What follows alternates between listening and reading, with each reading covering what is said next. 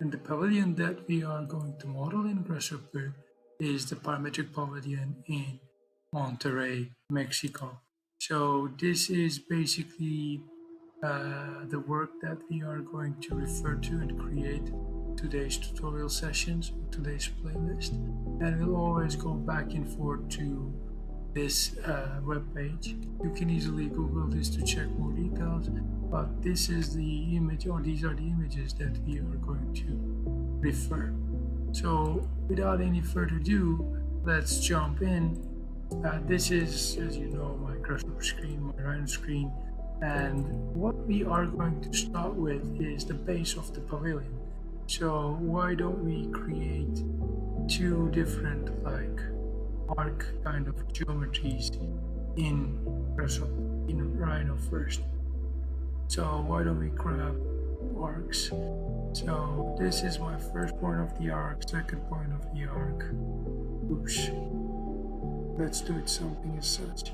Our first point and the end of the arc, and let's have something as such. And let's do this very similar thing here as well. We'll add some control points to this towards the end if you want to. And why don't we check the boundaries of this? So if I grab a rectangle here and then draw it here, let's see the length of this, or distance from this point to here. It's now 7 meters, which is okay, right? And maybe I can change some visuals here, options, grids, and I may want to have like grid count, maybe 100. That sounds right. Okay. And this is my base for the pavilion. And what is being done here in this pavilion is this, right?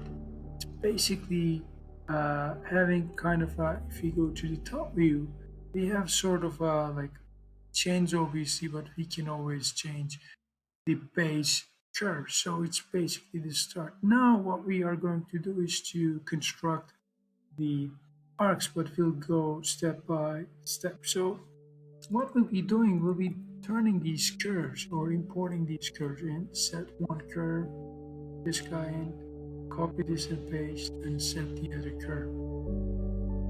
So these are my parts, and you know from the previous videos, if we divide these curves, like let's say divide, you'll see that they are going to be divided into 10.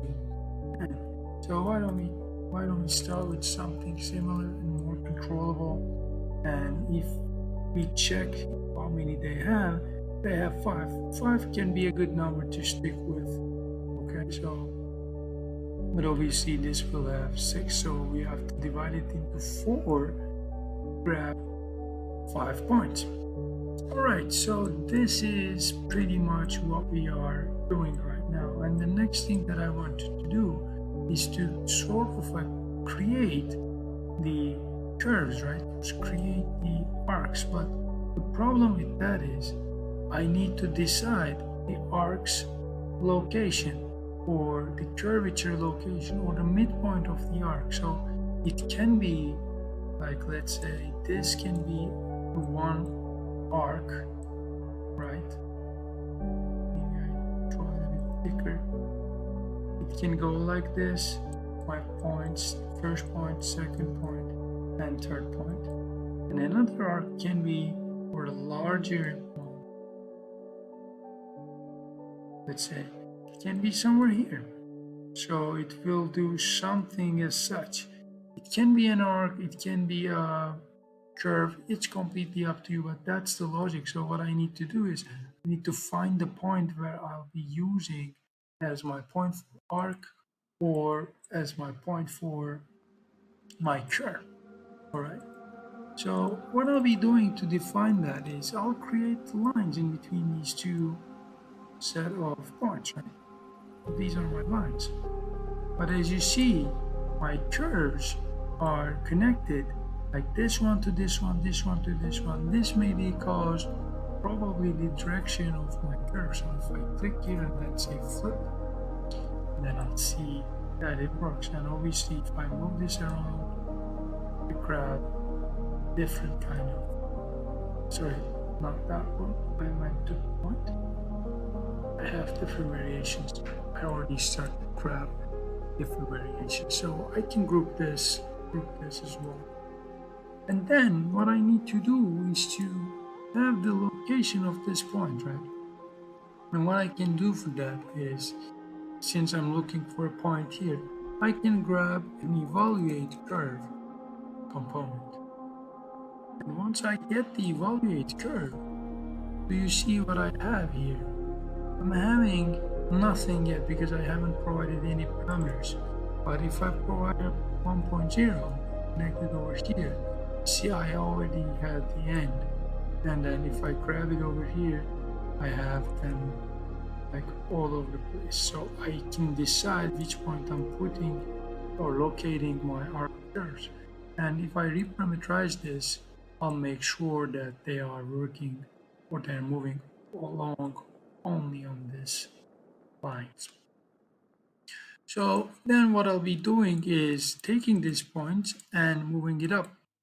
But what I actually want to do is I want to put a gene pool here.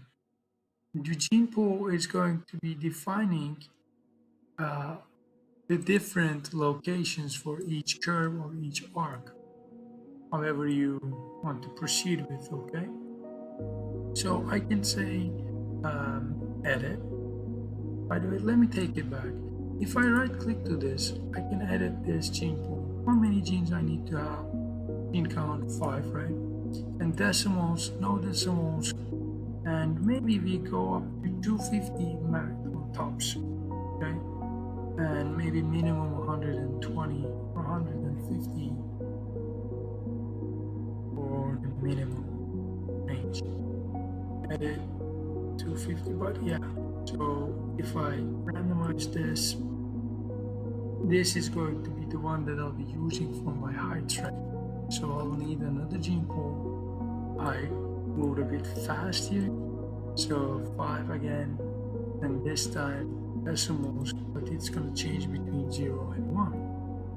Right? And if I connect this over here, remove this, and then if I take them all here and group, so you see that now I can change all this points going up and down. And how this is going to be changing what we are doing, it's basically what I'll be doing is I'll be grabbing an arc, 3 points, and I'll be putting my point, first point here. I'll be putting another point here. Right? Putting it here, putting it here. Just trying to make things clear. This is going to be my end point, this is going to be my start, and this is going to be my point B. But if I put this point B here, you see there's nothing happening because the B point is not moved up. So what I'll do is I'll grab both, and then connect this, then I'll grab a Z vector, connect Z vector here, and then put this guy over here. Now what I'm seeing is maybe I can grab another point here just to make things a bit further here. Then group these guys and connect this over here. Now do you see what happens? So we are having all this going in and out, and based on the location, so when I change this, you see my arc gets larger towards the end, goes bigger, and you know where it is. And the same goes for this guy. So this can be 250, 250. I can push this down. I can maybe take it down, push it down, such. You see, so it's pretty similar what we're doing here, but obviously we don't have the rotations yet. We'll have the rotations, that's something we can work with the arcs, but one thing that we can do here is if we put an interpolate curve, you can have that.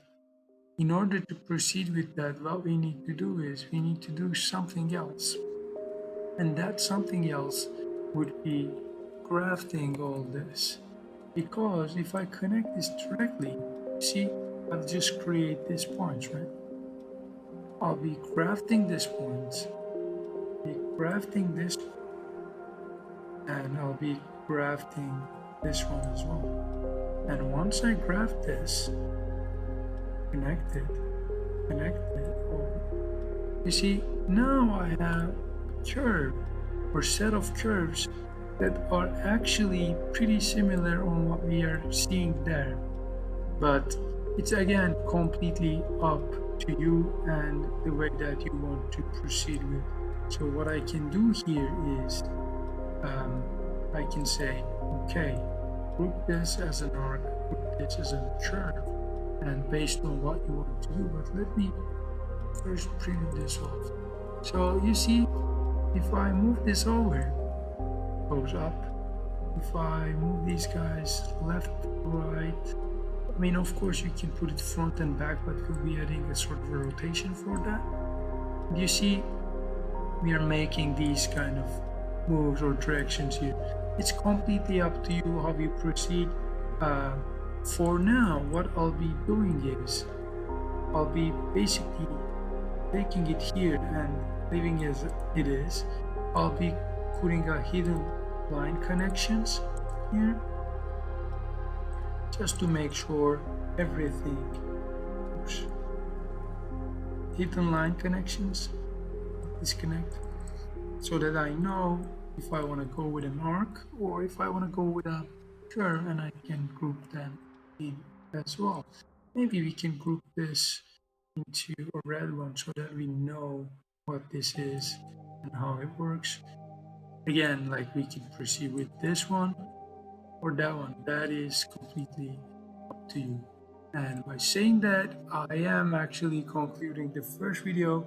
So this is what we are doing here in the very first video, and on the next one we'll talk about how we can make things, rotate things, create surface, and so on and so forth. So thanks for watching this, and I'll see you in the next one.